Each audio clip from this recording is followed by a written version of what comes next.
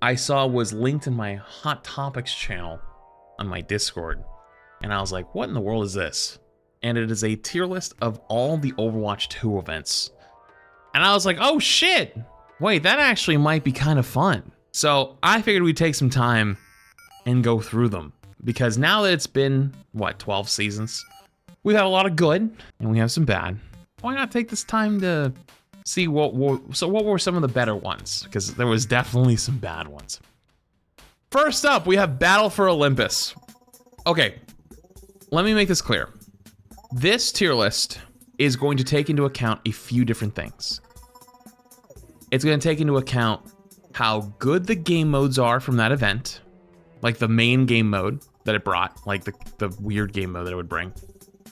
It would also take into account how good the skins are, and there's also a bit of a wild card in there on like interactions if there's like something special that came along with it. So for example, Mirrorwatch will be higher because there was a lot of extra stuff that was included, like, you know, Widow's Walls is different, and like Doomfist, you know what I mean? Like all these characters got different voice lines and all this other cool stuff, right? So there are other determining factors other than just skins or just how the game mode played, right? First up, we have Battle for Olympus. I, if you remember, did not like Battle for Olympus when it came out. I remember saying at the time that I believed that if Overwatch events were going to be like this for the future, we're cooked. And I think I might have been a little bit harsh on Battle for Olympus thinking back, because it was better than some of the stuff that came later. That being said though, I still didn't like the game mode because of how insanely weird and like at a disadvantage some things were.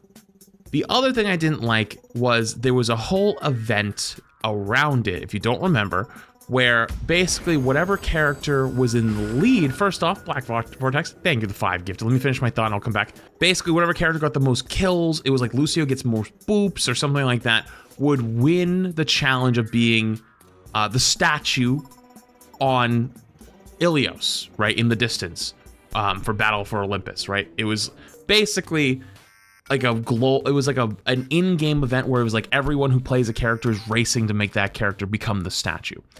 Lucio would have probably got it, but something was wrong with Lucio's stats. It like wasn't being recorded correctly, so Junker Queen won. And it felt a little rigged because that was also the season Junker Queen got the Mythic, right? So it kind of felt like it was always supposed to be Junker Queen to win, right? Because like it was like Junker Queen Zeus, right? And so it was like, if you don't know Greek mythology, like Zeus is like the leader of the Greek gods. So it was like, you know, the leader of the gods, the mythic skin, you know, probably got to win. New character, like Queen was one of the new one of the 3 new characters at the beginning of the game.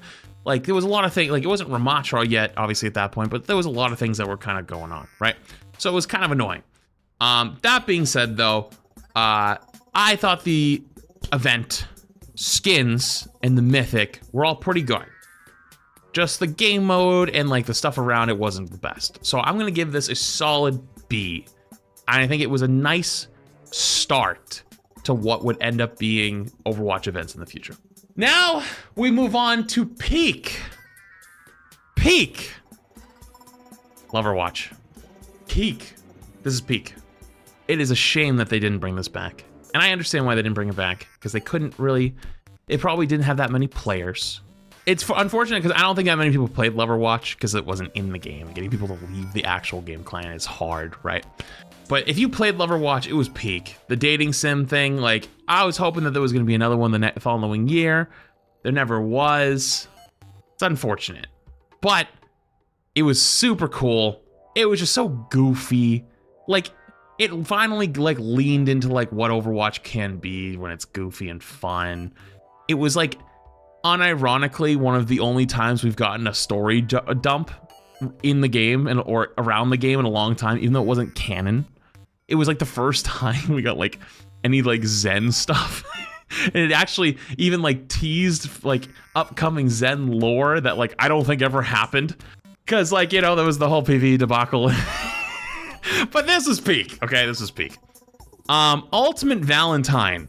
I am also going to give this an S because it's tied together with Loverwatch, even though I know they're technically separate, and I have to give it S because even though I think the game mode wasn't great, I don't remember the game mode almost at all, I'm gonna tie it with Loverwatch, so I'm gonna keep it in the S tier together. But I'm gonna assume that Loverwatch was the dating sim, but Ultimate Valentine is the Cupid skin, right? Like the Cupid. Well, actually, hang on, is it the Reaper one? Or is the Cupid Hanzo with a scatter arrow mode? Oh yeah, so it was the scatter arrow one, so it was a little bit nostalgic. There was also the Reaper one that came later, I think. I don't know if that's the same thing though. Is the Reaper one not considered the same? No? Okay. Yeah, I mean the game mode wasn't fantastic, but like it was a little bit of nostalgia with scatter arrow. But I also am trying to do the skins with it as well, and the skin I would say for that was the Valentine's Day Hanzo, the Cupid's Hanzo skin. And I would say that it was probably the best skin in the game, period. That's probably my favorite skin in the whole game. So I'd have to give both of these S tier together. One Punch Man Doomfist. This might make some people mad. I think it was mid as fuck. At the time, we were given the explanation that the way they were doing hero collabs was to try to make sure that the hero identity wasn't lost and they were all cosplaying as characters. Kiri was the #1 called out character as like basically just a recolor. Like it was the exact same everything else. Like the dress was completely the same, no difference at all. And their reasoning was, hey, we're trying to stay close to the original and whatnot. I think that isn't true. I think they were just scared and it was their first collab they'd ever done and they didn't know how to do collabs yet. They weren't good at them. They had no clue. And so unfortunately, One Punch Man was the mid collab so the other collabs could run, right? Like it was the stepping stone at the beginning. It was the doormat everyone wiped their feet on, but that was so they could wipe their feet on it and go in the house with clean feet. You know what I mean? Like it's unfortunate. It's just how it had to be. The only redemption of this was it was one of the only collabs that gave you a free skin, which was the Moomin Rider Soldier, even though it was by far the worst one. And the only really good skin that came out of this was the Doomfist skin. The Genji skin was kind of creepy. The Soldier skin was kind of... The Kiri skin was just basically a reskin, and the Doomfist skin was peak. So one insanely good skin, and that's it for this whole collab. PachiMarchi is a tough one because this is just a reused Overwatch 1 event. I can't really put a reused event any higher than C. If we're talking about just the event period, I would maybe give it a B or maybe a high B, but it's literally just a reskinned event, or reused event, sorry. And I can't say it's any higher than that. They did make a new game mode. Yeah, but I don't think the whole event was literally a game mode and like the Roadhog skin. And like the Roadhog skin was already reused. So it's like this event was just basically the game mode. And at that point, it's kind of losing. That's it. So I can't say it's any higher than a C. I wouldn't put it any lower than a C either though. I barely remember the Pachi event, but I remember it was like collecting the Pachis. Bob and Weave.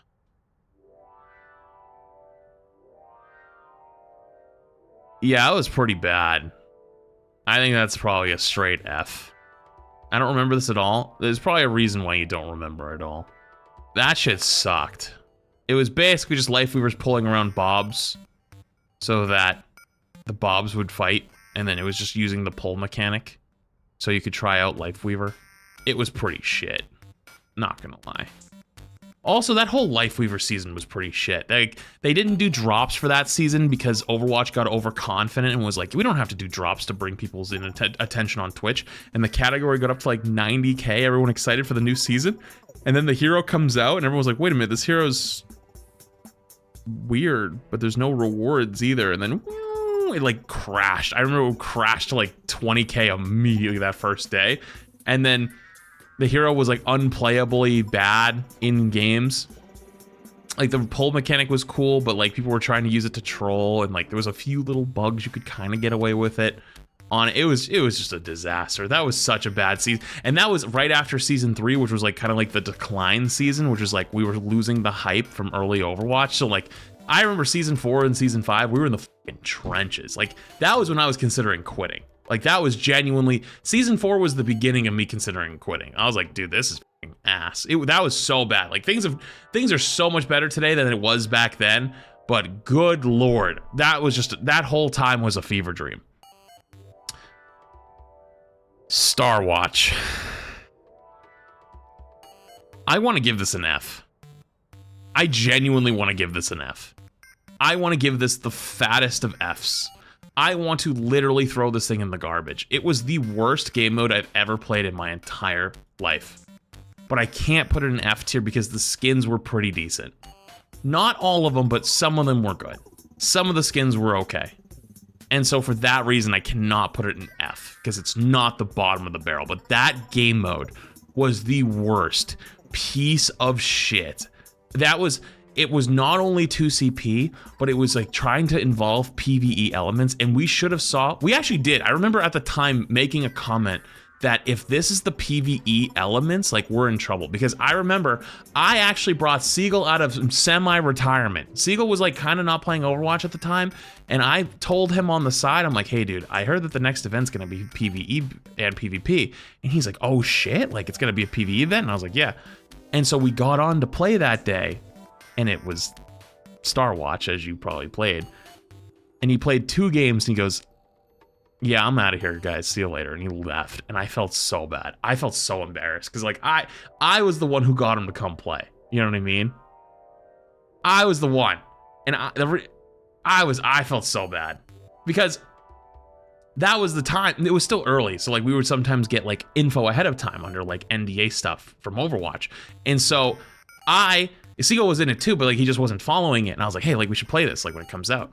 Okay, and then it sucked, and I remember that hurt so bad because I was like, dude, I thought this was gonna be peak. We're gonna get to play PvE again, because if you didn't see, one of the most peak streams was Halloween event 2022, where me, Siegel, Emong, and Karq combined for like 140,000 viewers on Twitch playing the Overwatch event. Like Siegel had like 50 or 60K or some shit at some point. Emong had like 20, 30. I had like 10 to 15.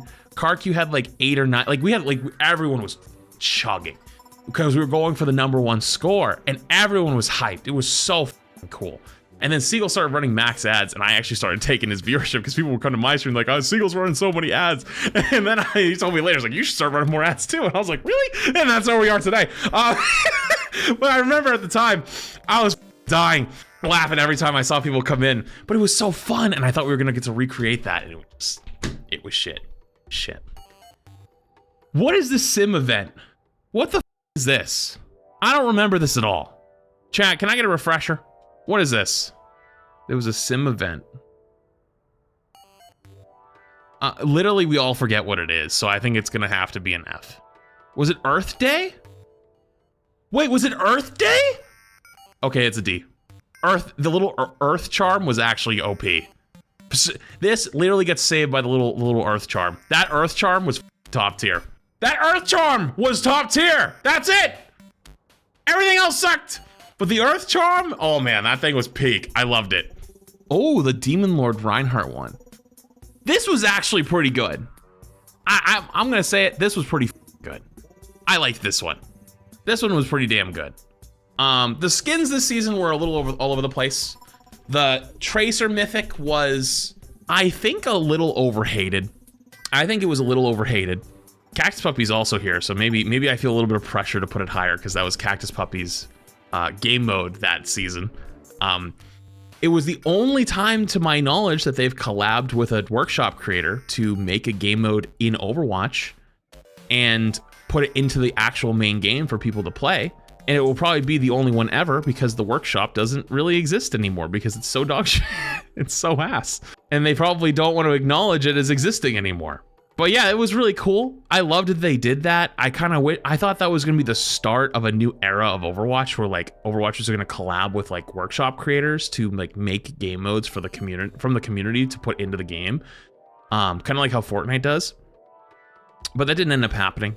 The battle pass that season was okay. Like the whole like traveling around the map thing wasn't bad.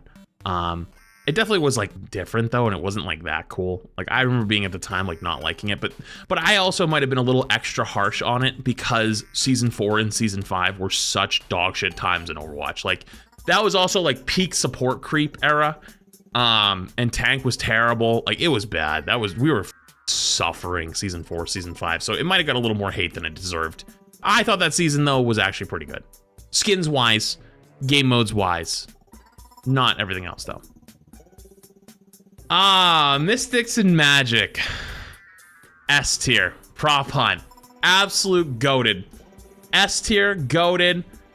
I wish the streamer mode had been out for it when it first came out, because what ruined this game mode was there was no streamer mode yet. And so every game we played, like me, Emong, Jay, Sega at some point I think played, KarQ I think played. Actually, no, I don't know if Seagull played. Maybe he might have. But basically, we just stream snipe us. So, like, it didn't matter. Like, people would just be stream sniping left and right. And so it kind of sucked the fun out of it kind of quick. Oh, he did play. Oh, okay. It sucked the fun out of it so fast. Because, like, you know what I mean? They just open your stream and then all of a sudden, oh, look at that. Oh. And my favorite was, like, the people you could tell, like, were 100%, you know, sniping. And, like, they would sometimes pretend like they weren't sniping. And it's like, okay, dude, you're not slick. Underworld. Is Underworld specifically that one mission, or is it all of PvE? Is it only the free mission from the PvE? If it's the one free mission from the PvE and nothing else, it was all the worst parts of the PvE. One of my biggest complaints about the PvE was the higher difficulties didn't feel like threatening or anything like that. They just, all it was they just made the targets like tankier. It just turned targets from being like, you know, oh, like we're gonna get you, to just bullet sponges, and you just sit there and have to shoot them for longer. It was so stupid. It just, like, higher difficulty was literally just bullet sponges. Like, that's not fun. That's not good game design. And they goddamn knew it. That's why the whole thing got canned. That being said, though, I remember grinding out the Underworld missions to like grab the rewards, and I was dragging my nuts across glass, crying and shitting myself, being like, this is awful. Like, please, I just want the goddamn rewards. I remember chugging through like a drop stream with KarQ trying to finish it, and I was like, I remember saying to him, I think at some point I was almost there. He goes, I was like, I don't think I can do it. Like, I mentally don't know if I'm gonna be able to finish this. I don't know. I don't know if I'm gonna be able to mentally finish this. Like, it was sapping my entire being out of me. It was terrible. Oh, the Halloween event, the Moira Halloween event. I'm gonna put this in the S tier. I think this is S tier. The skins were all really good. Diablo Moira was awesome. The Diablo collab was really good. Right? Like, not all of them were top tier, but the Moira was absolute top tier. And the game mode was pretty good. Like, it wasn't the best game mode. It wasn't my favorite game mode. There was definitely parts of it I didn't enjoy. That was the one Seagull came back and played a couple games and left. Yep. Because it was a little bit of RNG and, like, it wasn't great, but it wasn't the worst game mode. And it set the foundation for the idea of, like, different abilities on your Overwatch heroes, right? Like, you had like the fire strike, they had like the 3 fire strikes and stuff like that, right? But the skins were top tier. The skins were top tier, and the game mode wasn't the worst. Like, it was okay. And it did some experimenting, and we learned some stuff from it. And I think that's totally fine. I think that's a good thing. I think any event that brings us forward and brings us like ahead and brings us to like something new is always a good thing. I think it's always a good thing. You know what? Actually, I take it back. This is A tier. It's high A tier, and the reason I say that is because I just realized I gotta put Sserafim in S tier, and I need to somehow make it clear that Sserafim, this is like the ultimate tier, and I just realized that isn't there. Sserafim is S, the top dog. This is the number one. This is actually the best thing they've ever done. Me and my girlies are gonna party like it's early, and is going to be the best of all time. And I remember all these people were shitting on it at the time before it even came out. I was like, why are they doing a collab with these K-pop stands? It's so cringe. It's so weird. I don't want that in my Overwatch. Shut the f up. We got literal peak out of it, right? I remember all the little bitches online complaining their asses off, and we got hit with 6 bangers, okay? 5 giga bangers and like 1 okay. Like the Junkrat one was all right, right? Like we got hit with 5 fucking bangers. All 5 of the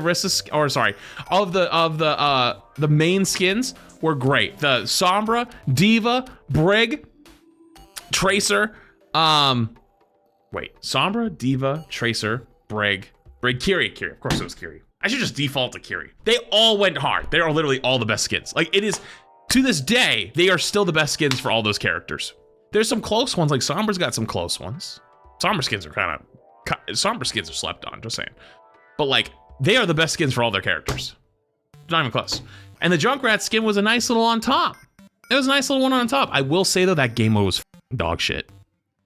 This is the one time I'm gonna write the game mode off because like everything else was so peak. We're not gonna discuss the game mode. That didn't happen.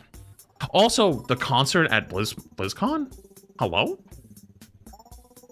Oh Jesus Christ, the Demon Beasts. Yeah, this is fucking shitter watch. This was awful. This is horrendous. This was another really bad, we're in the dumps season. Mauga was running all over the game. Demon Beast Orisa, the worst of Mythic of all time.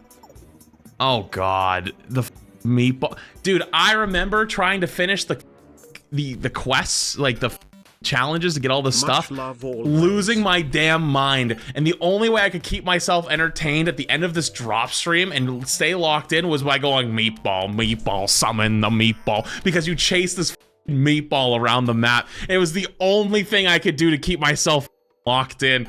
The fucking meatball. The meatball is in my nightmares. That goddamn meatball, man. Alright, what is this, chat? What is this? Oh, I never played this. Cosmic Crisis. I never played it. How was it, chat? S tier, you liked it. Mid, decent, ass. Okay, so you guys are all over the place. I will not rank this one because I personally did not play it. I'm gonna make some people mad. I'm on a hot streak today. We might as well make some people mad, right? This shit was mid as f. Now I personally never watched Cowboy Bebop, so I have no emotional connection to it. I thought it was mid as f. I thought the trailer went hard. It was so good. The only skin that came out of this that was halfway decent was maybe the Ash. Bald Mauga. I think I still use that bald Mauga skin just because like there's no other good Mauga skins other than the one in like the floral shirt, maybe, which I don't think I have. That's it. That's it. It was pretty mid. This trailer was the best part. I don't think there's a game mode that came with it either, right? Mirrorwatch. Mirrorwatch was great. Mirrorwatch was very good. The game mode was good. The skins were top tier. Not all of them were amazing. Like, I wasn't a huge fan of the Reinhardt skin. Some people liked them. Some of the evil skins were not my favorite, but I pretty much loved every single, like, good skin. Really good event. Actually, genuinely really, really good event. There was, like, extra voice lines. The game mode itself played pretty well. I liked some of the cool extra abilities that they did. It was almost like April Fool's, but, like, more realistic. It was cool. I liked it. Porsche. Even though I like the Diva skin, I actually genuinely like the Diva skin, but like this wasn't anything. This isn't really like an event. I gotta go D because I like the Diva skin personally. I don't like the Ferris skin very much, but like it wasn't really an event. It was just like a very weird crossover. I got to go drive some Porsches though. That was peak. And the word, you know what? I'm gonna say it. I'm really annoyed actually about that event. I'm actually really annoyed, and I'm not gonna try to go full lose my shit on it because listen, I know there was a lot of creators that like came outside from Overwatch that got paid to be there. I didn't get paid to be there or anything. I just got to be there and got invited to, you know, whatever, which is fine. I wasn't asking to get paid for it. But one thing I wanted was I wanted my footage. I wanted footage from in the car because I wanted to make a video for you guys of me driving in these cars because I got to tell you the story, but nobody saw the footage because I could have proved to you that I popped the off, right? Like, I was blowing by people in a Cayman. No, not Cayman, sorry, the Cayenne, the SUV, beating 911s right? I was beating 911 turbos in their SU goddamn V. Poor Faria, I think, was one of them, actually. Did your trip get paid by now? No. But that's a totally different story. I know there's a different thing there. I don't want to talk about that part. What I want to talk about is I never got my damn footage, and I asked for it specifically multiple times, and I never got it. And that really pissed me off because I genuinely just wanted to make some good content around that. I didn't get to. That made me really sad because I was promised that I would be given it, and I did that whole event, and I showed up to it. I didn't get paid for any of it, nothing like that, and I didn't even get the one thing I wanted. So that's one thing that kind of pisses me off. Never got your Porsche either. Okay. This has got to go S tier. Easy. Pink Mercy. It was for a great cause. Bringing back an old skin that people have wanted for years. Crashed a whole underground black market overnight. Sent these people into a frenzy. We went on a drama TikTok hunt where we found somebody who like got it early by cheating it in and was trying to like show it off to people. There was a whole, oh my god, that I don't really get involved in drama. Like I hate drama. If you know me, like I try to stay clear of that shit as far as I can. That was one time I was like, nah, like that's weird. We can't, that shit's wild. We can't let that slide, right? Like we can't let that slide. That was one time like I was like, I'm in. Like, let's ride. Let's see what happens. That whole event was great. I do wish, I don't know why they never came out and told us how much money that we raised though. Like, why was that not told? I want to know. I want to know how much money we raised the second time around. Why haven't we been told that? I thought, isn't that the point? Like later on to figure out like how all of our contributions helped? Okay, what's this one? Chat, what is this event? Oh, the community crafted. Community crafted was really good. Whoops. Community crafted was really good. You know what? This is making me reconsider a little bit of this list. Okay. Sorry, Cactus. Community crafted was really good. This was basically the patch that like creators came up with like fun, goofy changes. I think Emong did tank. What was it, like Jake and Costa did DPS or something? And then I think SK did support? I forget. It was fun though, cool event. These are always a good time, so those are cool. Transformers. Transformers was also kind of mid as but it was definitely less mid than these two. And when I say mid as I mean in comparison to the absolute GOAT tier that we have going on up here. But it was solid. Like it wasn't bad, it was solid. The intros were cool. The knocks for it for me was there was no game mode. And also there's no like unique voice lines. Like it's just their normal voices with like a filter. So it just feels like a little lazy. You know what I mean? It's like, eh. But it also was like Alari finally got a damn skin. So like, I guess that's okay. The Bastion one was peak. It was cool, but I still think Lego Bastion is probably a little better. So, but that's also probably because you can't really see the car form when you're in turret form. You don't see yourself as a car. You know what I mean? And that's like one of the downsides being a Overwatch skin is a lot of times you don't actually end up seeing your skin. You just only see the weapon. So this wasn't bad by any means, but I don't think it was anything great. So, the WoW collab. This is on the high end of B. So let me do this.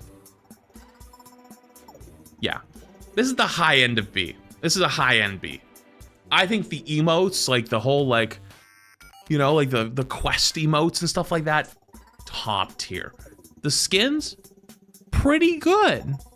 There was no game mode though, so it's just like a little collab. Like it's nothing crazy. Like we didn't get some cool game mode. We didn't get anything crazy out of it. The emotes, great. The skins, pretty good.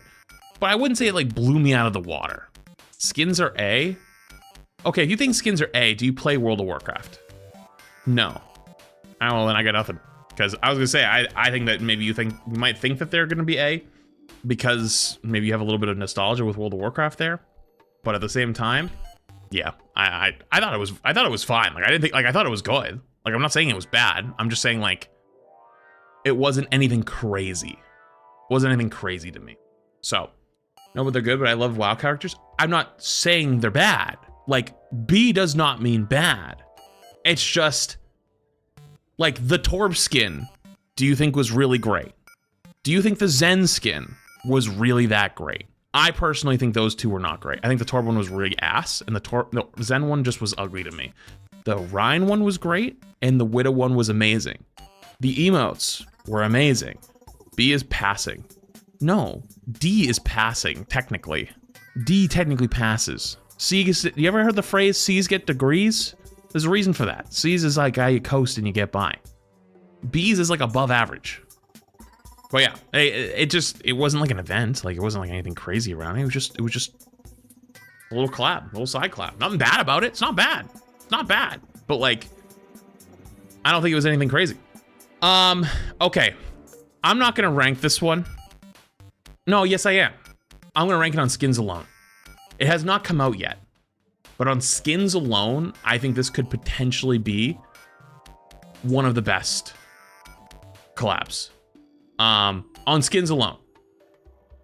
And this is why I think that One Punch Man was the doormat so that My Hero Academia could run. And the difference is, with the skins for this event, you can see how different their style is, and they're no longer just like cosplaying the character. They look like the characters now. Yeah, obviously there's aspects that's like, oh yeah, you can tell it's still Ryan, but like they leaned much more into that, like recognizing the character aspect as opposed to being super, super safe. It's the same for characters though. Okay, granted, I don't disagree with you, but like the argument sucks because it's not like any of those don't fit. The Kiri toga makes perfect sense.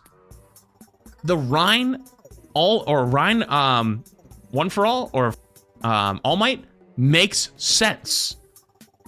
The Uraraka Juno makes perfect sense.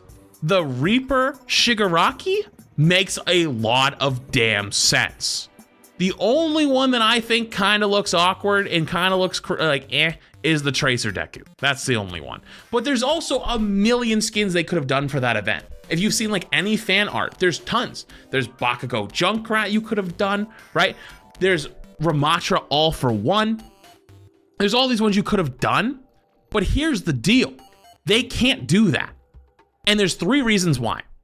Number 1, if they went all out and made a bunch of collab skins for a bunch of characters, how much do you think that would cost? How much do you think they would put the price tag on it?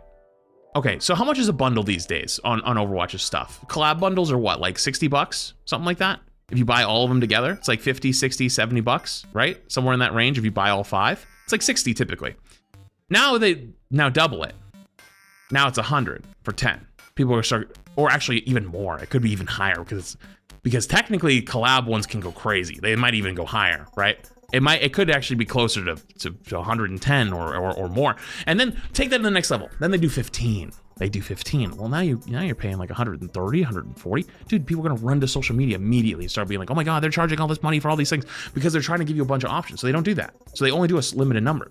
It's kind of put them in a pickle, right? Like, it's like, you would love to have all these other skins and possibilities, but you goddamn know for a fact that people would run to social media and start trashing on the prices and stuff like that because those big bundles would have a really high sticker price because it would be a bunch of skins in it. So what do they do instead? They do 4 or 5 and put them in a bundle, and they do it the same price they've always been doing. So it's like almost like a catch-22 where you're not gonna get all these other ones. Now you could say, well, they should just be cheaper. And I hear you, but they're not gonna do that. They're not gonna do that. That's just not gonna happen, right? So it's like, you know what I mean? There is no winning. There's no winning in that one. I'm not gonna rank this one because I didn't play it, but this is my prediction. I have a feeling it's gonna be top tier. That is my guess, and that is my tier list for all of the events so far as of season 12 in Overwatch 2.